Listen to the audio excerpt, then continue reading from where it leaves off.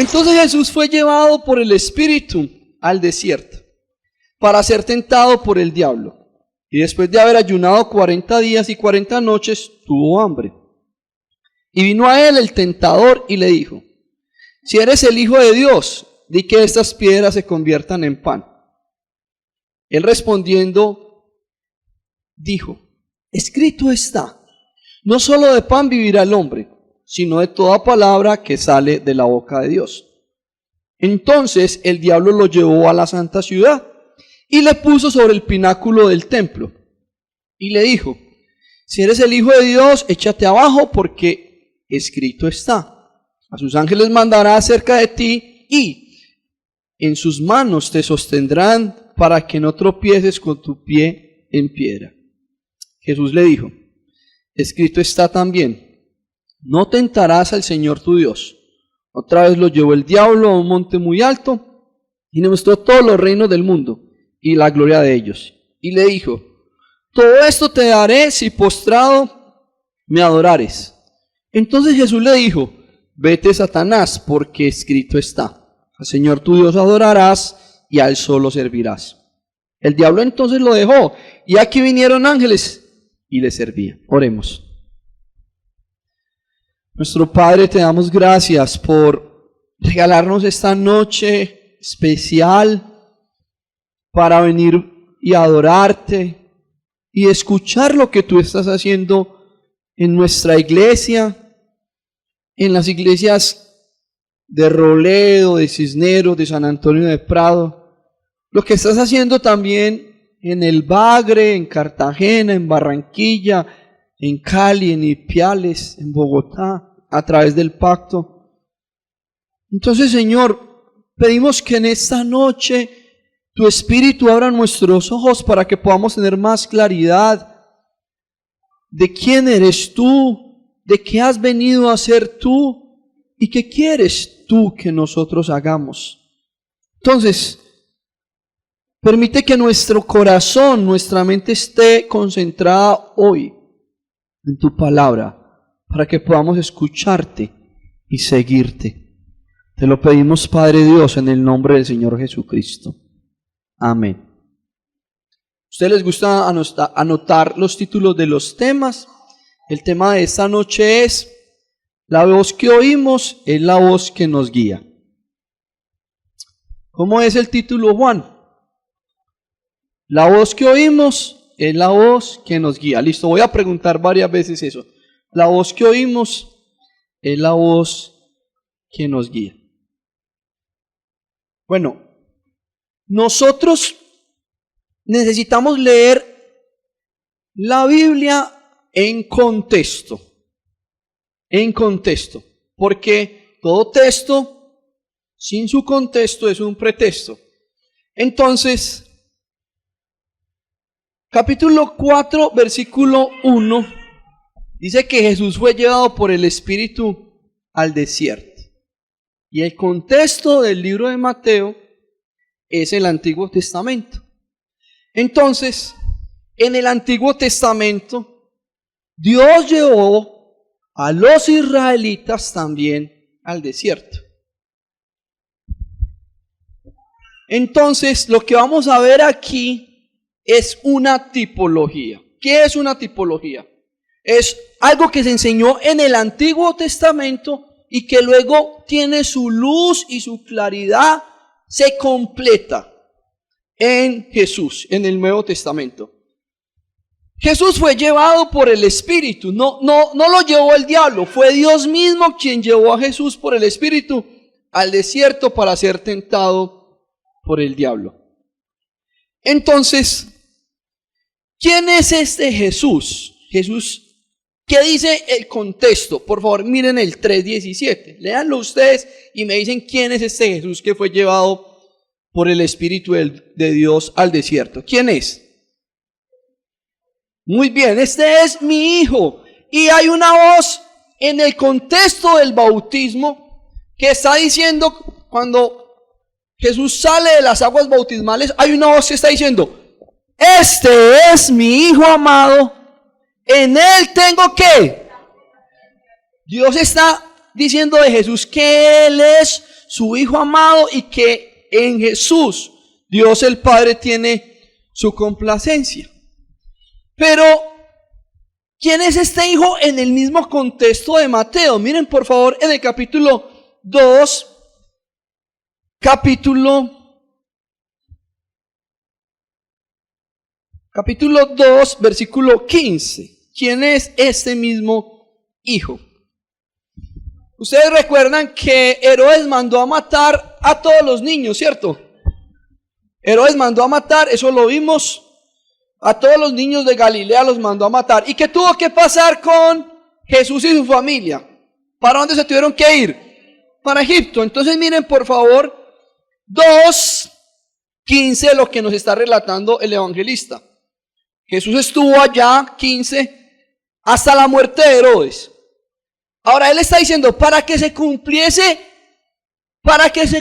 lo que dijo el Señor por medio del profeta cuando dijo, de Egipto llamé a mi hijo. Bueno, ¿qué es entonces la relación aquí? Que Jesús, Mateo quiere aclararnos que las profecías acerca de Jesús, como el nuevo Israel, se inician, empiezan a cumplirse. Entonces, ¿quién es Jesús aquí en el Evangelio de Mateo? Y sobre todo en esta perícopa de la tentación. El nuevo Israel. ¿Por qué? Porque en el capítulo 12, Israel existía para que todas las naciones de la tierra fueran bendecidas. En el capítulo 4 de Deuteronomio dice que Israel existía para que en base de su relación con Dios y de su obediencia a Dios, ellos fueran una nación ejemplar, modelo atractivo para las demás naciones de toda la tierra.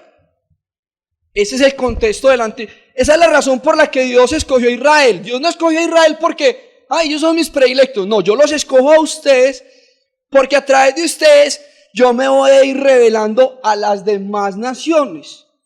Si ustedes cumplen mi ley, es decir, ustedes me obedecen en todas las áreas de la vida, yo los voy a bendecir, yo los voy a prosperar, ustedes van a reflejar con su obediencia mi carácter y las otras demás naciones van a querer venir para ser como ustedes, porque ustedes son una nación muy bendecida en todos los aspectos de la vida. Pero ¿cuál es la historia del Antiguo Testamento? Israel no fue capaz de cumplir su misión. E Israel en el Antiguo Testamento también es el Hijo de Dios. Cuando uno ve los profetas, uno ve que Dios llama a Israel su hijo. Capítulo 1 de Isaías. El buey conoce a su asno, pero Israel no me conoce. No conoce a su padre. Malaquías capítulo 2. Dios trata a Israel como su hijo, como su primogénito, como su hijo especial. Pero Israel no cumplió con la visión de ser una nación misionera para que las demás naciones conocieran a Dios. Entonces, ¿qué hace Dios? Viene a cumplir en la persona de su hijo lo que los israelitas no cumplieron. Dios mismo viene a cumplir lo que los israelitas no cumplieron, en todo sentido. Entonces, volvamos a 2:15. Y estuvo allá hasta la muerte de Herodes. Jesús, ¿en dónde? En Egipto. Para que se cumpliese lo que dijo el Señor por medio del profeta, cuando dijo, de Egipto llamé a mi hijo. Entonces resulta que Jesús llega nuevamente desde Egipto. Y cuando Israel salió de Egipto, ellos llegaron de una vez a la tierra prometida. ¿A dónde tuvieron que llegar primero? Al desierto. Entonces esa es la razón por la que 4:1 de Mateo dice que Jesús fue llevado por Dios mismo, por el Espíritu de Dios, al desierto. Para que Jesús mostrara cómo ser un israelita verdadero. ¿Cómo debería de haber vivido el pueblo de Israel? La Biblia se interpreta en contextos. Entonces, ¿qué es lo que sucede? Vamos a ver las tentaciones. Versículo 2. Después de haber ayunado 40 días y 40 noches, tuvo hambre. Díganme por favor, ustedes los de Antiguo Testamento, ¿qué evoca esta porción? Tuvo hambre. O los que han leído la Biblia. En contexto de lo que estamos diciendo. ¡Claro! Y cuando el pueblo de Israel tuvo hambre, ¿qué fue lo que empezaron a hacer? A murmurar y a decir: ¡ay, Dios nos trajo aquí al desierto para que muramos de hambre! Queremos volver a Egipto. Imagínense, ¿cómo Dios nos trae aquí al desierto? Queremos volver a Egipto. Y también en la aplicación, muchos cristianos cuando tienen que pasar una prueba por la que el Señor los lleva, una claridad: el diablo no prueba a los cristianos. ¿Listo? Nosotros no podemos tener una teología deísta en la que el diablo y Dios están peleando para ver quién es más poderoso. Eso es animismo. El diablo está supeditado a la soberanía de Dios. Entonces, cuando un cristiano está pasando una prueba o una lucha, Dios lo llevó ahí y Dios lo está permitiendo por una razón, por un propósito. Entonces, nuestro texto está diciendo que Jesús tuvo hambre y vino a él el tentador, Satanás, y le dijo: si eres el Hijo de Dios, di que estas piedras se conviertan en pan. Dora, ¿cuál es el título de la clase de esta noche? ¿Qué había escuchado Jesús otra vez en 3:16? Tú eres ¿quién? Mi Hijo amado, y en ti tengo mi. ¿Y qué fue lo que Satanás vino a cuestionar? La identidad de Jesús. Porque Satanás siempre quiere cuestionar lo que Dios ha dicho. Aquí también Jesús es el nuevo Adán. ¿Por qué? Porque Dios le había dicho a Adán: no coma de ese árbol. No pueden comer, le dijo al ser humano, no pueden comer de ese ser humano. Y también vino la serpiente y le dijo, Dios le dijo: si comen de ese árbol morirán. Pero la serpiente viene y dice: no morirán, coman de ese árbol que ustedes no van a morir. Pero el primer Adán, ¿qué? No creyó lo que Dios dijo, ¿cierto? Y pecó. Pero este nuevo Adán y este nuevo Israel, ¿cómo respondió en el versículo 4? Dios ya lo dijo. Está escrito, Dios dijo: no solo de pan vivirá el hombre, sino de toda palabra que sale de la boca de Dios. Y esta es una tentación para cuestionar nuestra identidad, para cuestionar la identidad de quién era Jesús y de su misión como el nuevo Israel que ha venido para cumplir la vocación, el propósito del Israel antiguo que no cumplió con el plan de Dios. Entonces aquí viene alguien para cumplir. Pero Satanás viene para cuestionar su identidad y para cuestionar lo que Dios ha dicho. Para cuestionar la identidad de Jesús. Porque ¿cuál fue el llamado de los israelitas en Éxodo 19, 5 y 6? No tienen que ir. Ustedes me serán un real sacerdocio, una nación de reyes para las demás naciones. O sea, Israel existe para que mi reino se establezca. En el Antiguo Testamento el reino de Dios, para que el reino de Dios se estableciera en las demás naciones. Israel no cumplió. Jesús viene para cumplir lo que Israel no cumplió. El reino de Dios en el Antiguo Testamento se revelaba en las descripciones de la Torá. Lo que ella establecía, regulaba y manifestaba era el reino de Dios viviendo en medio de un pueblo. Esta identidad, nosotros la podemos llamar la identidad de las cosas materiales, de las cosas materiales. Por eso Jesús es tentado en su identidad cuando Satanás dice, si eres el Hijo de Dios, entonces si eres Hijo de Dios, ¿por qué pasas necesidad? Y usted no va a escuchar un tipo de predicación de esta en enlace. ¿Por qué? Porque la teología de la prosperidad, la que nos dice que los cristianos no podemos sufrir, nos está diciendo continuamente que uno es cristiano y como uno es hijo del rey, entonces uno no pasa pruebas, dificultades, necesidades. Eso es mentiras. Si no, lean el libro de Job. Un hombre justo y recto delante de Dios. Y ustedes saben la historia de lo que sucedió con él.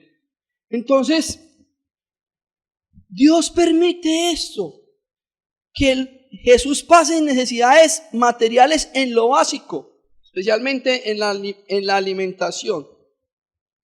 Pero con Jesús Dios nos recuerda que aunque Israel no cumplió, su Hijo sí cumplió. Porque cuando Israel murmuró y cuestionó a Dios, Jesús no murmuró. Jesús creyó a Dios y citó las Escrituras. Y venció la tentación ¿con qué? Con la palabra de Dios. Entonces cuando viene la tentación y usted no ha escuchado la voz de Dios, la voz que oímos es la voz que nos guía. Y usted termina escuchando la voz del enemigo, la voz del tentador. Va a pecar. Va a ser como en Israel antiguo. No se está identificando como un seguidor de Jesús, como alguien que quiere imitar a Cristo. Jesús ve la vida y la realidad más amplia. Para él la vida no es solamente el pan, las cosas materiales, sino también las cosas espirituales, lo que sale de la boca de Dios.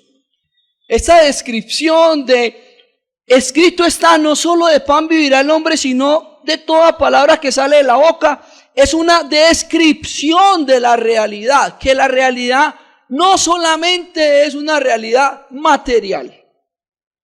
Y quiero decir esto por el ejemplo, antes de salir de la asamblea que nos puso un noruego.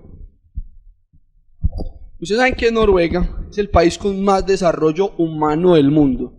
No es el país más rico, pero donde la gente se desarrolla más humanamente. Hay mucha equidad allá, muchas oportunidades. Estaba viendo el video de un amigo que se casó con una noruega y qué lindo país, qué bonito país. Pero el misionero nos estaba contando que ¿sabe cuál ha sido la peor tragedia para los noruegos? El materialismo, la comodidad y el bienestar. ¿Por qué? Cuando se acaban esas cosas, él dijo así, los hombres se ponen flojos y mediocres con Dios. Y nosotros también tendríamos que pensar eso a la luz de nuestras propias historias. Yo lo digo porque la gente siempre viene a la iglesia, yo ministrando esta iglesia por 22 años, nadie ha venido para decirme, pastor, me gané un chance. Vengo a esta iglesia porque me gané un chance o porque me está yendo bien. Cada persona que ha llegado a esta iglesia ha llegado con un quebrantamiento, con una necesidad económica, de salud, de algún aspecto. Solucionada esa necesidad, desaparecen de la iglesia. Entonces, a veces Dios permite también nuestras necesidades y nuestros quebrantamientos porque saben que nuestros quebrantamientos son puntos de encuentro con Él. Porque solucionados todos los problemas, si ya tengo finca los domingos, hay que ir a la finca para visitar, a ver cómo va la finca, cómo van los animalitos por allá. ¿Sí o no? Si ya tengo un super empleo, entonces El domingo es para descansar. Que no es que yo trabajo de lunes a sábado, entonces el domingo es para descansar. Si yo vengo a la iglesia porque no tengo novio o novia y me lo consigo, ya hay que ir a pasear con la familia, etcétera, etcétera. Jesús ve la realidad más amplia. Él no ve la realidad del hombre, del ser humano, como solamente en términos de cosas materiales, sino que Él describe la realidad en términos de cosas materiales, físicas, pero también en términos de la realidad espiritual y la máxima realidad como el reino de Dios que ha venido. Como el reino de Dios que ha venido para que podamos ver la realidad en la totalidad. Porque la pregunta, cuando yo les dije aquí, el cuadro que estaba aquí oscuro, una pregunta, los puntos que están oscuros pueden ver todo el cuadro. No pueden ver porque un ciego no puede ver, ni puede guiar a otro. Los únicos que logran ver todo el cuadro y los puntos que están alumbrando en la oscuridad son los que ya están en luz. Entonces Jesús nos muestra un cuadro más grande de la vida, de la realidad, que no solamente son las cosas materiales, las cosas físicas, pasajeras, que el reino de Dios existe, que es real, que ha venido para estar en medio de nosotros, y nos da una descripción de la realidad que incluye el cielo y la tierra juntos, que incluye la realidad espiritual y la realidad física. Segunda tentación, capítulo 4, versículo 6. Bueno, vamos a leerlo desde el 5. Entonces el diablo lo llevó a la santa ciudad y le puso sobre el pináculo del templo y le dijo: si eres el Hijo de Dios, échate abajo, porque escrito está: a sus ángeles mandará acerca de ti y en sus manos te sostendrán para que no tropieces con tu pie en piedra.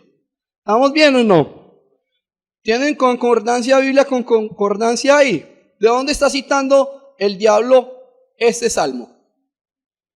Salmo 91. ¿Listo? Espero que ustedes no tengan abierto ese salmo en sus casas. Bueno, puede ser, pero a veces es como un fetichismo que la gente lo usa para alejar los espíritus y cosas de esas. Bueno, la pregunta es: ¿el diablo está citando bien el salmo? ¿Sí o no? Sí. Bueno, verifique a ver si sí, hermana Ugolina. Vaya al Salmo 91, por favor, y verifique si Jesús está citando bien si Satanás está citando bien el 12. Vayan, por favor, un momentico al Salmo 91, 12, y chequeen lo que Satanás está diciendo aquí en la tentación y compárenlo con el Salmo 91, 12, a ver si es exacto. Comparen lo que Satanás está diciendo en el versículo 5 acerca del Salmo y compárenlo con el Salmo 91, 12, a ver si es exacto. Hay un cambio. 11, listo. Leanlo, 91, 11 y 12, a ver si es exacto. Si hay un cambio, si ustedes notan el cambio. Salmo 91, 11 y 12. ¿Qué está aumentando el diablo? ¿Qué está quitando el diablo? ¿O qué está poniendo el diablo? Léanlo. A ver si está citando bien la escritura el diablo. Le está quitando. ¿Sí? ¿Quién dijo? Sirley, ¿por qué dices que le está quitando? Escuche, si es verdad lo que Sirley diga.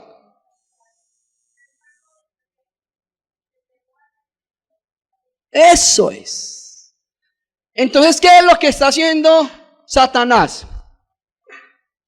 Poniéndole un poquito, porque cuando en el cuestionamiento en el huerto del Edén también fue igual, con que Dios os ha dicho. Satanás está diciendo la verdad, Dios dijo, pero Dios dijo, no coman, y él dijo, pueden comer. Dios dijo, no coman porque mueren. Él dijo, le puso una palabrita. Dios dijo, morirán. Y el diablo le puso una palabrita nomás, no. Y con eso la frase cambia. Bueno, resulta que Satanás es un experto para quitarle a la Biblia o ponerle a la Biblia. Y mire, suena un poquito duro esto, pero así es. Esta tentación, ¿en qué contexto se desarrolla?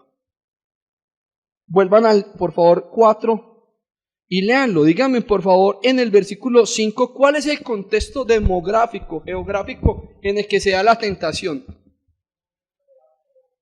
No, díganme del contexto demográfico, ¿dónde se está en el versículo 5? ¿En dónde? En el templo, en la ciudad santa. Escuche, por favor. El diablo también viene a la iglesia. Y también sabe la Biblia. El diablo viene a la iglesia y sabe la Biblia. Y le puede quitar o ponerle un poquito para distorsionar el mensaje de Dios. Y si nosotros no sabemos lo que está escrito, si nosotros no conocemos las escrituras, si nosotros no conocemos la teología bíblica de lo que hay en las escrituras, ¿cuál es el mensaje que hay en las escrituras? ¿Cuál es la historia que desarrolla las escrituras? ¿Cuál es el propósito de las escrituras? ¿Qué fue lo que Jesús vino a hacer? Y nos volvemos solo religiosos, que cargamos la Biblia para asistir a una iglesia. En este contexto, donde hay más de 5,000 sectas hoy actualmente, si usted y yo no leemos la Biblia y no interpretamos la Biblia, estamos fritos. ¿Por qué? Ustedes saben de dónde se nutren los testigos de Jehová. ¿De dónde se nutren? Ustedes saben, eso son estadísticas que están escritas con investigaciones. El 85% de los unitarios han salido de una iglesia evangélica, trinitaria.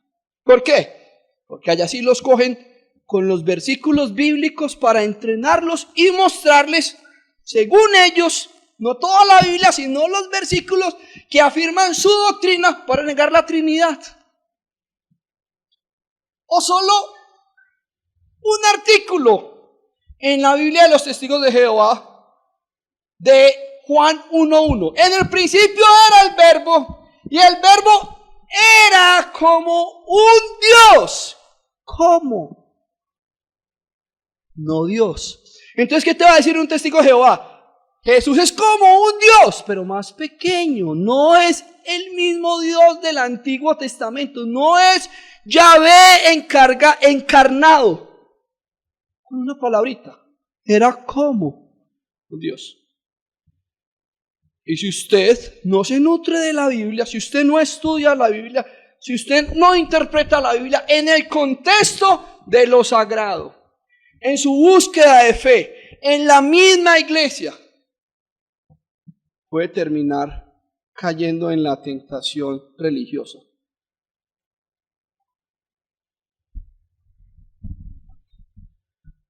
A sus ángeles le quitó, mandará cerca de ti. Entonces, ¿qué contestó Jesús en el versículo 7? Escrito está. O sea que Jesús respondió la palabra de Dios. Jesús no dice, en la iglesia, él no dijo, en la sinagoga a la que yo iba, allá Shamaín, un rabino del primer siglo, decía esto de la Torá. Como muchos evangélicos hoy. Es que el pastor dice. ¿Quién es el pastor? Vea. Un humano más alborotado y más pecador y más deschavetado que usted mismo. Pero deschavetado y todo eso, todos los estados que usted me quiera poner, tratando de ser fiel a las escrituras, tratando de estudiar las Escrituras, tratando de comprender el mensaje de las Escrituras. Si usted no tiene esa misma actitud para tratar de comprender qué está escrito, qué es lo que Dios dice, por una I, por una coma, por un artículo, usted puede extraviarse. Hoy, la falsa doctrina, hoy la secta, es una cosa que pulula en este mundo posmoderno, donde la verdad es relativa, donde las iglesias ya no quieren enseñar la Biblia, predicar la Biblia porque es aburrido, entonces hay que entretener a la gente con 2 horas de música, humo, luces y hacer todo tipo de actividades para que la gente se entretenga en la iglesia.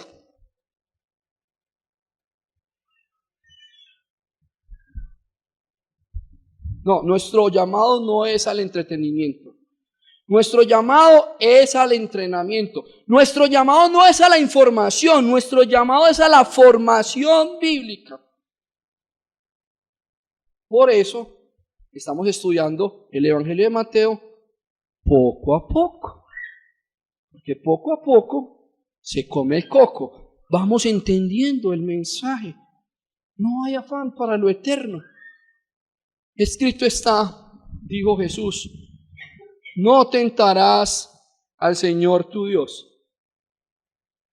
¿Qué le respondería? Dígame usted cómo le responde a un testigo de Jehová con ese versículo. ¿A quién está tentando Satanás? A Dios. ¿Y qué está diciendo Jesús? ¿No tentarás a quién? Entonces, ¿qué le está diciendo Jesús a Satanás? Que Él es Dios. Y nosotros a veces ni siquiera podemos sustentar por la Biblia que Jesús es Dios. Satanás está tentando a Jesús y Jesús está diciendo, no tentarás al Señor tu Dios. ¿Qué está diciendo Jesús en el contexto de Mateo? Otra vez, capítulo 1, versículo 23, léalo por favor. ¿Qué está diciendo Jesús ahí a la luz del mismo texto de Mateo? ¿Y dará a luz quién? Sí, ¿y quién es ese peladito? ¿Quién es ese niño? Dios que ha venido a nuestro encuentro. Dios que ha venido a nuestro encuentro para relacionarse con nosotros, para que le conozcamos. Y eso sí es una belleza. En el mismo libro de Mateo, eso es como un tesoro escondido, es como una perla preciosa. Y la pregunta es, conocer a Jesús, que significa conocer su palabra, es para nosotros también una pasión, una devoción, algo que amamos, algo que disfrutamos. Es Dios, Dios hablándonos, Dios a nuestro encuentro, Dios que ha venido a este mundo. Versículo 8.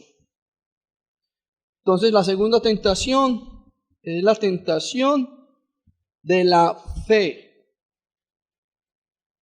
de la religión, de cómo el diablo cita las escrituras y le quita para que a veces le escuchemos a él.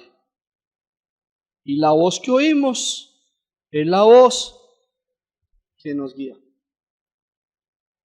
¿Qué voz estamos escuchando? ¿Cuál es la voz que oímos?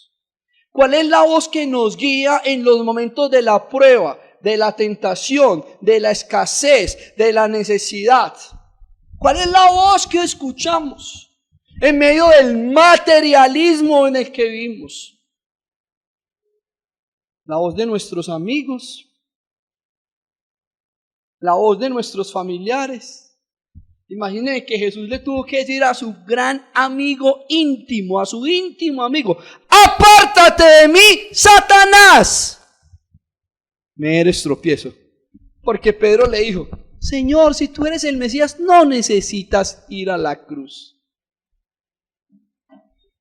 A veces tenemos que responder así a personas que nos hacen propuestas en contra de lo que Dios ha dicho. Porque la voz que oímos es la voz que nos guía. Versículo 8. Otra vez lo llevó el diablo a un monte muy alto y le mostró todos los reinos del mundo y la gloria de ellos.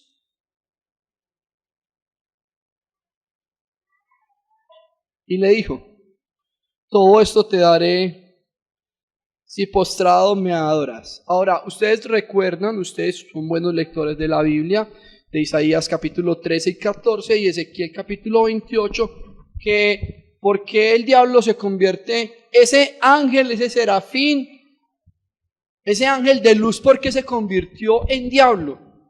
No, Dios no hizo al diablo, Dios no creó al diablo. El diablo quiso ser más que Dios, el diablo quiso ser adorado, quiso ser igual a Dios y por eso se convirtió en diablo. Y por eso fue expulsado. Entonces, ahora lleva a Jesús a un monte muy alto y le dice, todos estos reinos te daré si postrado me adoras. Parece que Satanás tiene mucho poder en este mundo. Por eso Efesios 2:2 dice, el Dios de este siglo, el Dios de este mundo. Hay mucha tentación, muchas cosas que Satanás nos ofrece para desviarnos de nuestro propósito, para que no encontremos nuestro sentido de vida, nuestra vocación, nuestra razón de ser y de vivir. ¿Usted quiere escuchar un buen sinónimo de lo que es tentación en el idioma bíblico? Distracción.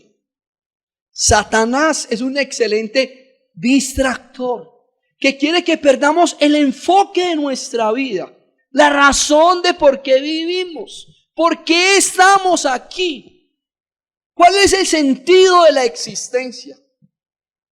Y a los cristianos, ¿cuál es el sentido de que hayan sido llamados de las tinieblas a la luz? ¿Cuál es el propósito de ser iglesia?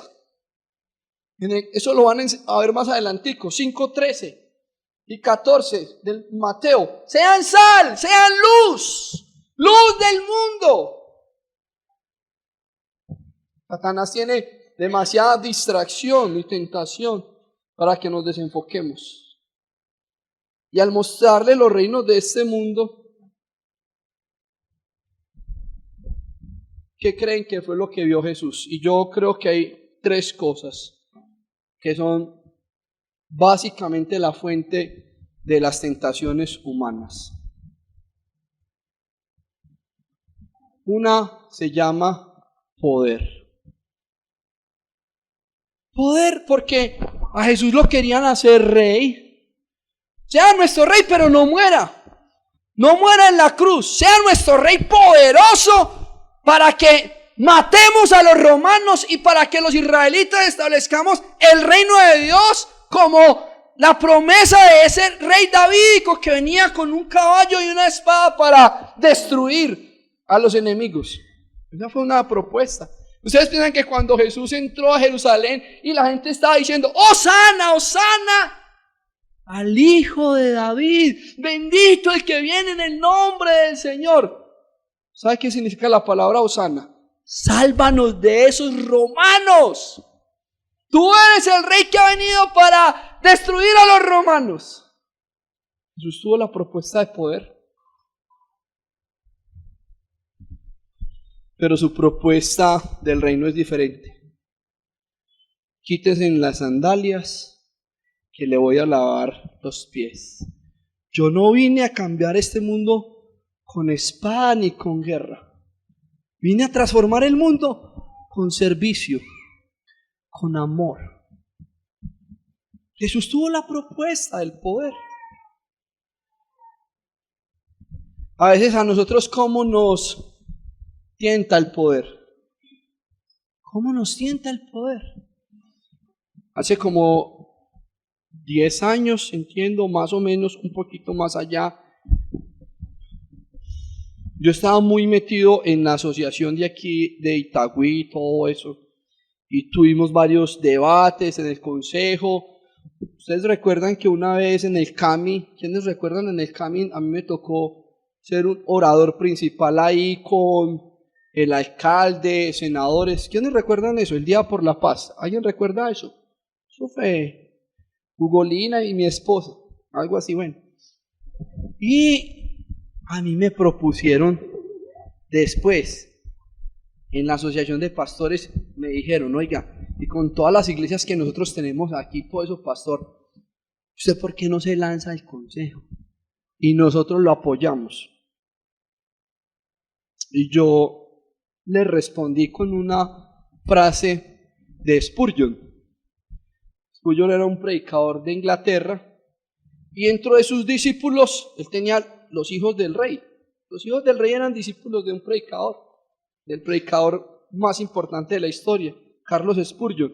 Y Carlos Spurgeon, después de formar a uno de los hijos de la reina, orando por ellos, les dijo, si Dios los llama al ministerio, no se rebajen a ser los reyes de Inglaterra. No se rebajen a ser los reyes de Inglaterra.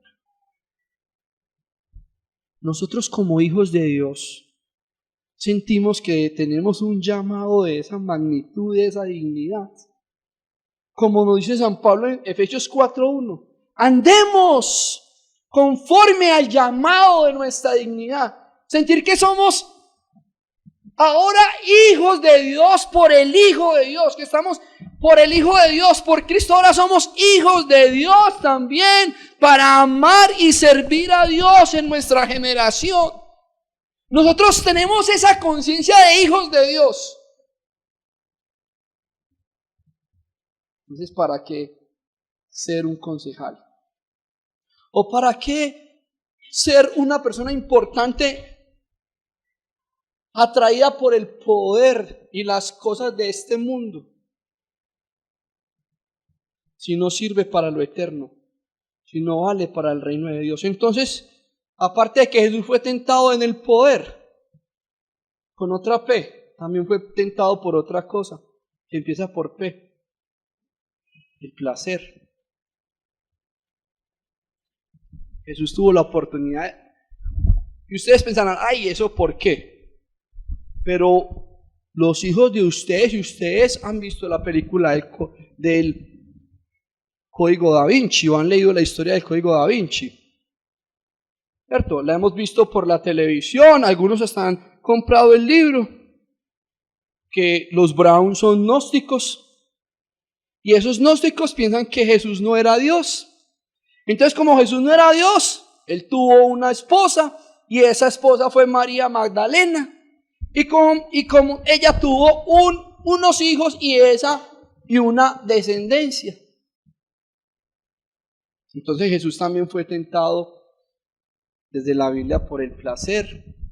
Él podía haber tenido una familia, podía haber tenido hijos, pero no hay un registro de los evangelios por la escritura que diga lo que los gnósticos, lo que los Brown en el Código Da Vinci han querido.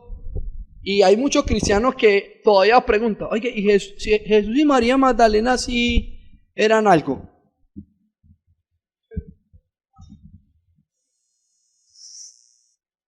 Muchos de ustedes en el fondo saben que ustedes también se han hecho esa pregunta. Ustedes saben. La voz que oímos es la voz que nos guía. Y Jesús tuvo esa tentación, pero no lo hizo. No lo hizo porque él estaba pensando en una familia más grande. Porque él no es un papá como muchos, que él no iba a ser irresponsable, sabiendo por todos los evangelios que él tenía que morir, dejar una viuda y dejar peladitos. Entonces Jesús también se negó a la tentación del placer. Por la vocación, por su misión. Y esa tentación del placer hoy, yo les digo la verdad, es un cáncer que se está carcomiendo a las iglesias cristianas. ¿Por qué? En las iglesias cristianas, a la gente ya no le importa si adultera o fornica.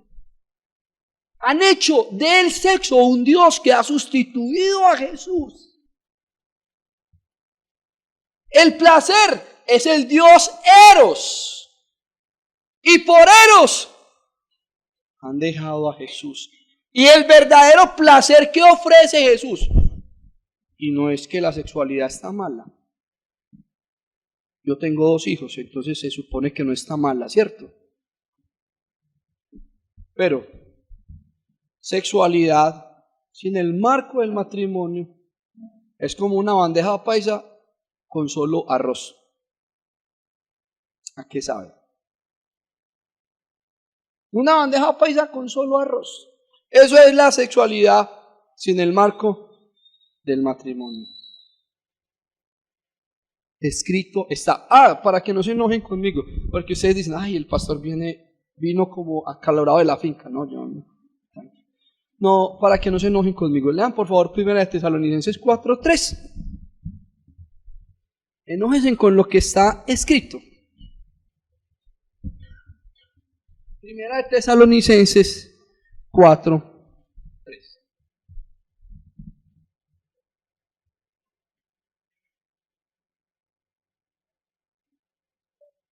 Sí. 1 Tesalonicenses 4:3. Leanlo personal, por favor, para que no se enojen conmigo.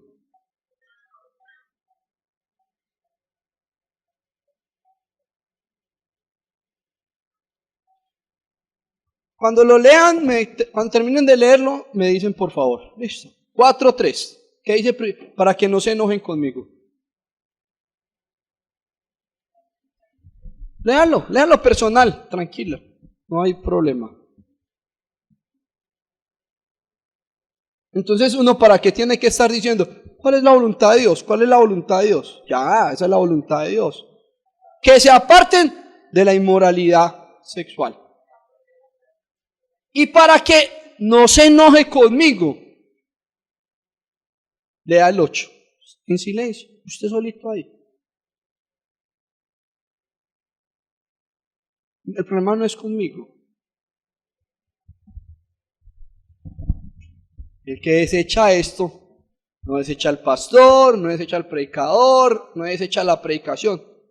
Desecha a Dios que nos ha dado su Espíritu para vivir en nosotros, porque ahora somos la casa, la habitación, la morada, el templo de Dios. Y Jesús rechazó la tentación del poder, placer y la plata, con la P, 3 con la P, o la fortuna. Porque podía haber sido un gran rabino para conseguir mucha plata, pero él también no aceptó la tentación de la plata o de la fortuna. ¿Por qué? Porque díganme qué fue la tentación de los israelitas en Deuteronomios cuando ellos entraron a la tierra prometida, que ellos ya no tenían que trabajar los viñedos porque estaban, no tenían que construir casas porque estaban, no tenían que hacer tanques de agua porque estaban. Dios les dijo en el capítulo 4, no se olviden quién les dio eso. ¿Por qué? Porque a veces cambiamos al que bendice por las bendiciones. Y la tentación es que podemos sustituir a Dios tan fácil por los ídolos invisibles que nuestro corazón construye. Poder, placer, plata. Esos son dioses modernos. El dinero es un dios moderno, el sexo es un dios moderno, el poder es un dios moderno. Y Jesús rechazó la tentación. Y miren lo que dijo: vete, Satanás, porque escrito está. Señor tu Dios. ¿Y sabe para ¿Qué está diciendo Jesús? Para eso existimos. Nosotros existimos para adorar a Dios y para servir a Dios. Entonces Jesús vino para darle significado y propósito a la vida y para que a través de Él ahora, como Él es el Hijo de Dios, nosotros seamos hijos de Dios por medio de Él. Yo sé que usted lo sabe, pero vaya por favor a Juan 1:12 y estamos terminando con eso. ¿En quién nos convertimos usted y yo ahora? Por Jesús. Muy bien. Usted y yo ahora por la obra de Jesús en la cruz. Recuerden recuerden lo que dije al principio. Jesús vino para cumplir lo que Israel no cumplió. Y una pregunta. En el pacto, cuando alguien no cumplía el compromiso al que se sometía en la ley, ¿qué pasaba? Díganme por favor, ¿qué pasaba al que no cumplía los mandamientos en el Antiguo Testamento? Ustedes que han leído tanto el Antiguo Testamento. ¿Qué pasaba? Muere, ¿cierto? Entonces la pregunta es, Jesús vino para cumplir y para morir por el que no cumplió. ¿Quién no cumplió? Israel. ¿Y sabe qué es lo paradójico? Que Él vino para morir por los pecados de los que no cumplieron, tanto los israelitas como nosotros. Vamos acercándonos al capítulo 9 de Romanos, para que usted piense a ver si los israelitas son pueblo de Dios o no. Claro que lo son. Venga, y verás que se va a dar cuenta que sí. Entonces, Jesús murió por los que no cumplieron el pacto, y la paradoja es que el que murió por los pecados ha sido el único ser que ha vivido en este mundo que no ha cometido pecado. Y frente a tal amor, frente a tan grande bondad y propósito de Dios con nosotros, la pregunta para nosotros es hoy, ¿qué vamos a hacer con Jesús? ¿Cuál es el lugar de Jesús en nuestra vida? Estamos viviendo para adorarle. Estamos viviendo para servirle. 3 conclusiones para terminar. Jesús vivió esto. ¿Sabe por qué? Este sí es un papá excepcional. Él no le dice a los hijos, vayan, hagan esto, porque ya se lo había dicho a los israelitas y ellos no cumplieron. Ahora, ¿qué es lo que Jesús viene a decir? Viene a cumplir la función del hijo y le dice a los hijos, así es como ustedes deben de vivir. Entonces, Jesús nos modela cómo deben de vivir los hijos de Dios. ¿Es Jesús su modelo? O usted los sábados y los domingos aquí es en la alabanza, Cristo vive, Cristo vive. Y en semana, Carlos vives, Carlos vives. Jesús es nuestro modelo. Él es nuestra inspiración. Él es nuestro ejemplo. Jesús nos modela cómo debemos vivir los hijos de Dios. Jesús no escucha la voz del enemigo. Jesús escucha lo que el Padre ha dicho, que nosotros también deberíamos de escuchar. Yo estoy, tú eres un hijo de mi complacencia. En otras palabras, usted me hace sentir orgulloso. Usted me hace sentir orgulloso de padre, de ser su padre. Porque muchos de nosotros pensamos, yo no valgo para nada, yo no sirvo para nada, ¿yo para qué? Está escuchando la voz del enemigo. Porque en Cristo usted es un hijo amado, es un hijo de la complacencia de Dios. Escuche, Dios se deleita con usted. Dios lo ve cada mañana a usted, que usted despierta y Él está diciendo, qué lindo mi hijo, mi hija. En este hijo y en esta hija estoy complacido. Dios nos cuida cuando dormimos. Dios camina con nosotros en medio de la tribulación y de la prueba y de las luchas, porque ese Dios ha prometido caminar con nosotros todos los días hasta el fin del mundo. ¿Por qué? Porque somos hijos de su complacencia. Ojalá, por favor, que si esta noche no recuerda nada del sermón, está bien, pero quítese ese chip que usted no es valioso, que usted no es importante, que usted no es amado. En Cristo usted es amado, es hijo de la complacencia de Dios. Dios se siente orgulloso de usted por Cristo, porque Él no lo puede ver a usted por su santidad, si no es por Cristo. Y Él te ve por medio de Jesús. Él ve a ti por medio de Jesús. Jesús, la segunda conclusión, no escucha la voz del enemigo. Jesús escucha lo que el Padre ha dicho. Jesús escucha lo que está escrito. Eres hijo de mi complacencia. Tercera conclusión para terminar.